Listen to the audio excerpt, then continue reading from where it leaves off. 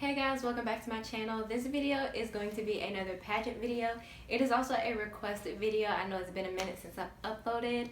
I have basically just been regrouping, recuperating, getting back to normal from Miss Georgia weekend. I will post a video, a very detailed video about Miss Georgia week and about forum and just you know, how I'm feeling afterwards and like what the goals that I set for myself going into Miss Georgia week were and all that kind of stuff, and new goals that I'm setting for myself as the prelim season starts back up, and kind of just where I'm at right now with pageantry. So this video is going to be ways that I think MAO can improve. I did a pageant video a while back, the things that I love and hate about competing in MAO, specifically in the Miss America organization, and I got a request from Victoria Rhodes to touch on or talk more about how I think MAO can improve based on the things that I said that I hate about competing in MAO.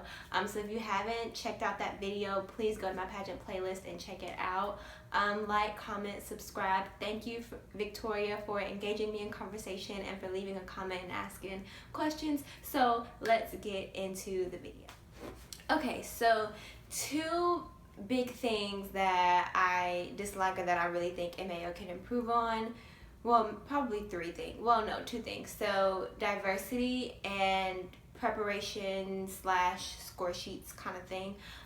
So diversity, I think, is a huge area where MAO can improve, and I'm just not talking about racial and ethnic diversity, but cultural diversity, diversity of sexual orientation, diversity of background, just diversity as a whole.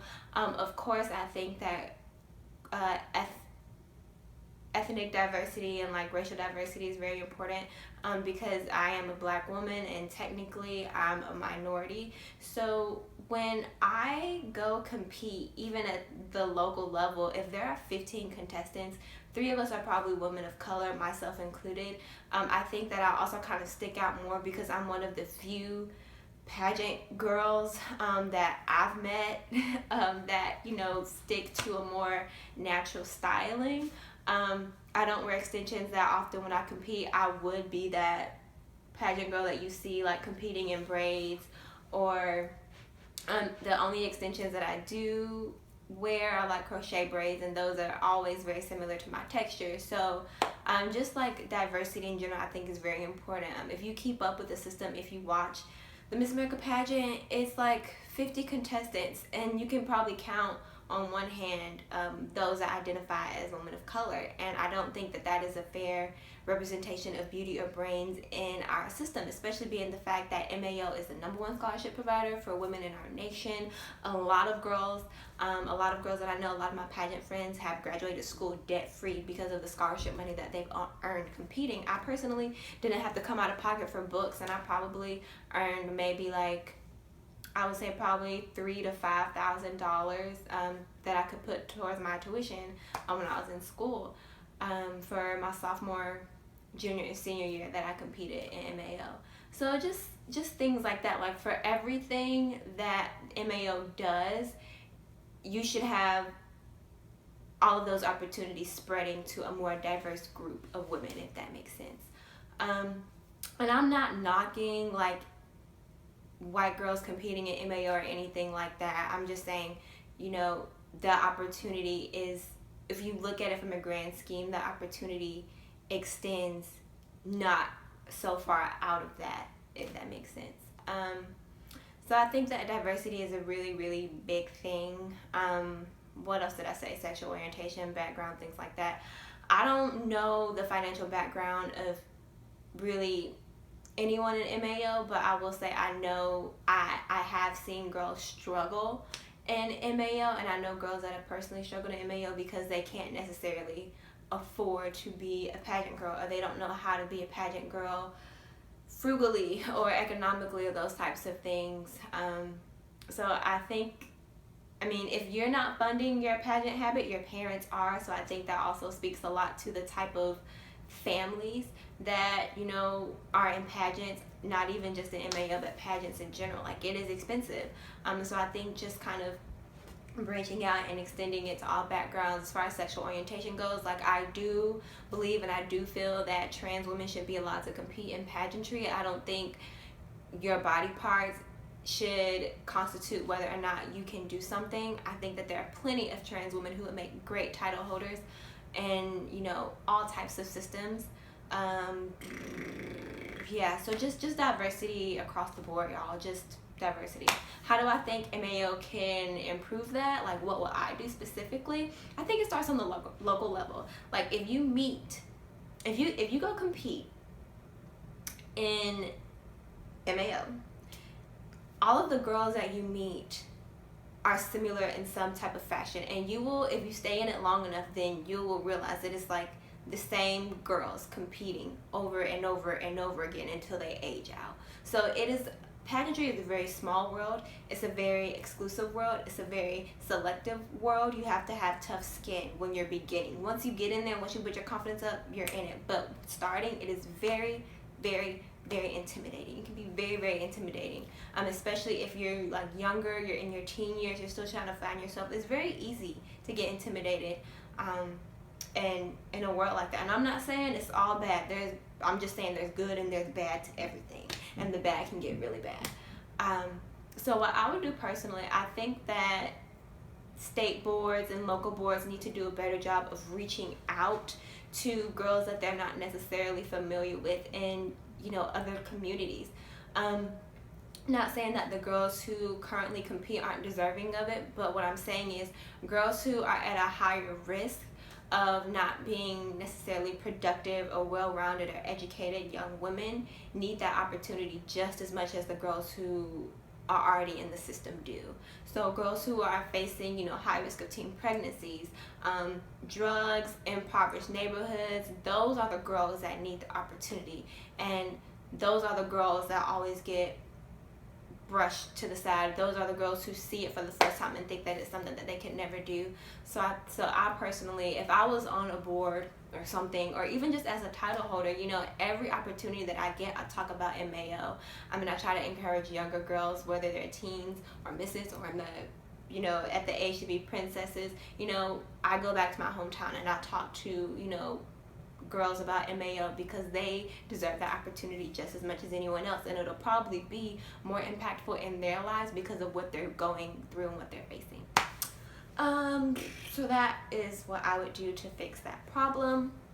I think another big way that MAO can improve is how they ensure that title holders are prepared for, you know, state or nationals. I'm going to specifically talk about this on the local to state level because I haven't been to nationals. But there's a lot. I will say a pageant, no matter what level of competition you're competing on, I think it is very much so something that you have to experience to understand. You will never fully understand it until you are just in that world. And a lot of it is just, you know, putting your feet to the fire and taking it as it comes, taking those punches as they come. But because of that, I'm not saying that you shouldn't try to seek as much help. And I think that there are ways to better prepare contestants. I think something that would be great is like Pageantry Finances 101, because there were so many things I didn't know I had to pay for preparing for Miss Georgia until it came about, or until like I got the paperwork like the month before or at form or whatever.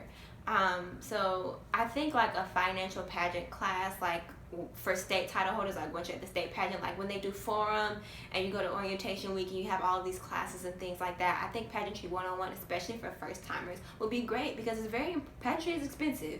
It's important to have a budget no matter what, but especially when it comes to big costs and really expensive things, I think it's important, you know, to bring someone in or to bring a title holder in or a pageant girl, whoever, who is like really into the finance side of things, and sit down with contestants or with parents and say, hey, this is how you plan out your pageant budget, this is coming up, this is coming up, this is coming up. I think that's really important because a lot of people you know, people will go out and they will mortgage off their entire lives so their daughters can have, you know, that dress or those shoes or what have you.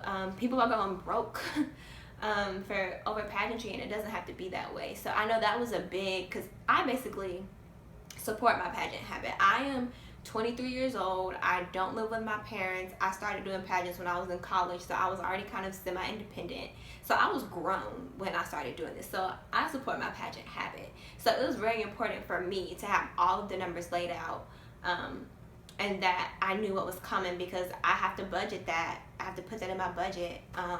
And it's more important for me to have my rent paid than to have my housing fee paid for Miss Georgia and things like that. So I think just better preparing contestants and parents financially is a great way that MAO can improve as far as preparation goes. When it comes to just improving as a contestant, like score sheets, coaches, all those types of things, not everyone can afford those things. I'm not in a position to afford it. It took me 2 years to get to state because I was basically critiquing myself and funding myself and trying different things. And I obviously would have been able to do it much quicker if I had a coach, or if I had professional help, but it doesn't always work that way. I also felt like I could kind of do it on my own because I have a performance background. I went to school for music. My degree is in music and dance with an emphasis in performance. So I had a critical eye, but it's also very difficult to have a critical eye on yourself. So I think that, like, I would really love to see, like, boards host more pageant workshops and, like, have contestants pay, like, a $50 fee and have it be like an all-day thing, and boards can put those fees towards their scholarship pageant and things like that. Or if even during forum week, if the state board would have, like, you know, runway sessions, or, like, I don't know, like 8-minute mock interviews for contestants or something like that, because that extra like, it can never be too much. And of course, like, your board is supposed to help you with all of that and things like that, but, you know, some boards have more resources than others, and that's just how it is. So I think if boards and state boards do all that they can to make sure that everyone has, you know, the same amount of access, then that would be great too. So those are just a few things. I know MAO, we don't get our score sheet, so I know it kind of irks a few contestants because, like, you know, where can I improve?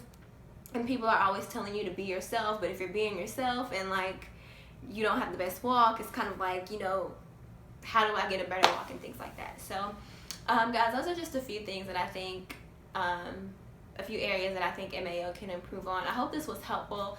This was a constructive criticism video. I'm not downing the system or anything like that. Obviously, I compete in the system. This is just a few things that I think MAO can improve on, and or strategies that I would do in that position if someone asked me, how would you improve? So I hope that this was helpful. I hope you enjoyed the video. Like, comment, subscribe, all those good things. Let me know what you want to see next. Engage me in conversation if you disagree, if you agree, if you have constructive criticism for me, all those types of things. And I will see y'all in the next one. Bye.